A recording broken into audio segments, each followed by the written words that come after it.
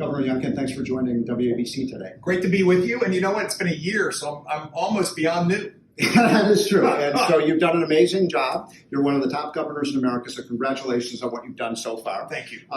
We call this series 4 questions, so I'm going to ask you 4 very tough questions, and we'll just speed through these. And I'm going to start with this. Number 1, how do you turn a blue state red? You first determine that you need to turn it. And one of the things that happened was Virginians came together and said they'd had enough of the left liberal policies that had really taken Virginia to a place nobody recognized her. And Virginians came together, not Republicans against Democrats. Second of all, we laid out a clear plan that said these are the things we're going to change. We're going to lower taxes. We're going to support law enforcement. We're going to fix education. We're going to make government work for you and not tell you what to do all the time. And then they hired us. And then we went to work and did that. And I am so pleased that we've been able to get everything moving that was on our campaign agenda.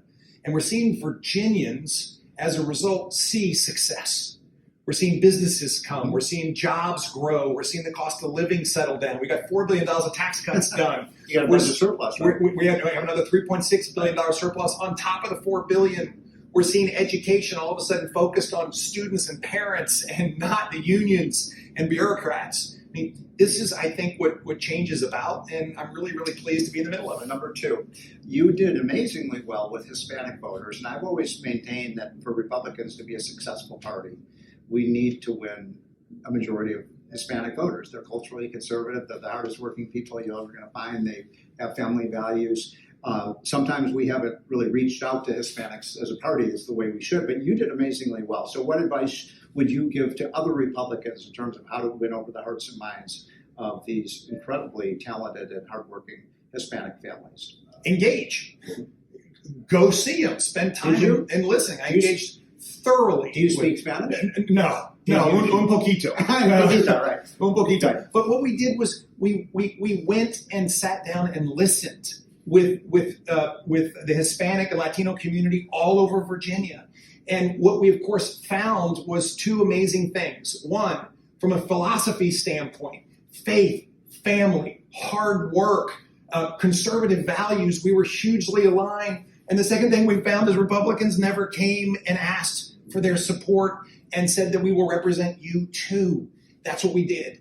And we won a majority of the Latino vote in Virginia. Third question is something you get asked a lot.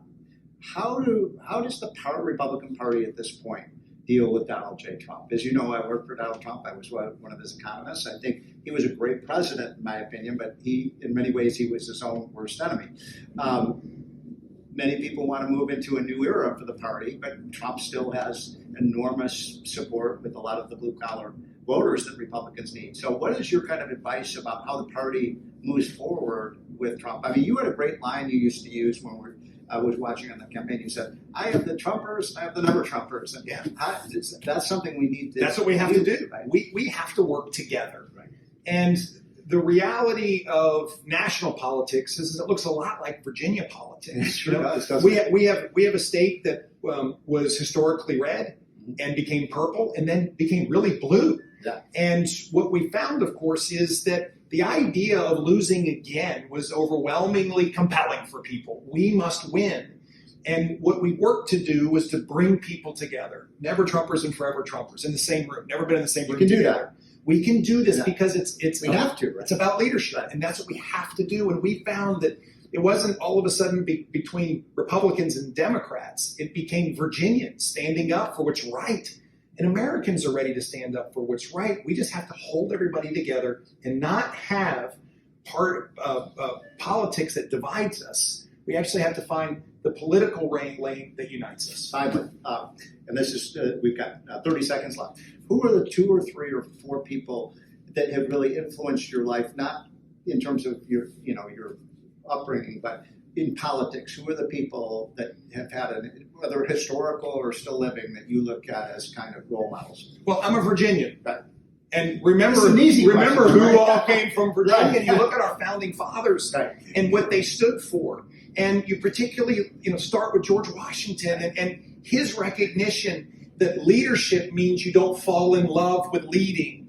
You in fact work for the people. Okay, George Washington, who else? And then we deal with then we have Patrick Henry, who stood up and said that we are not going to have a constitution without a Bill of Rights, and we're going to stand up for individual freedoms, and a constitution is hollow without protecting individual rights. And you have Thomas Jefferson, who understood that with James Madison that we have to have a government that is made up of equal and separate branches. More recently, who would you say is a role model? Well, I was a teenager in my young 20s during the Reagan years, and I watched how Ronald Reagan united our nation around the future and what America could be, the shining city on the hill, and the fact that he brought people that are on opposite sides together. And it's time for that in America. Good. Perfect, Governor. Much success for your future, and whether you. By the way, will you please get this tax cut done? I'm working. Okay. I'm working. We got $4 billion done last year. I talked to Larry Kudlow. And we're going back for another $1 billion. And there he says, tell the governor to get the corporate tax cut done. We are working. Okay. Yeah. Thank you. Congratulations. Thank you.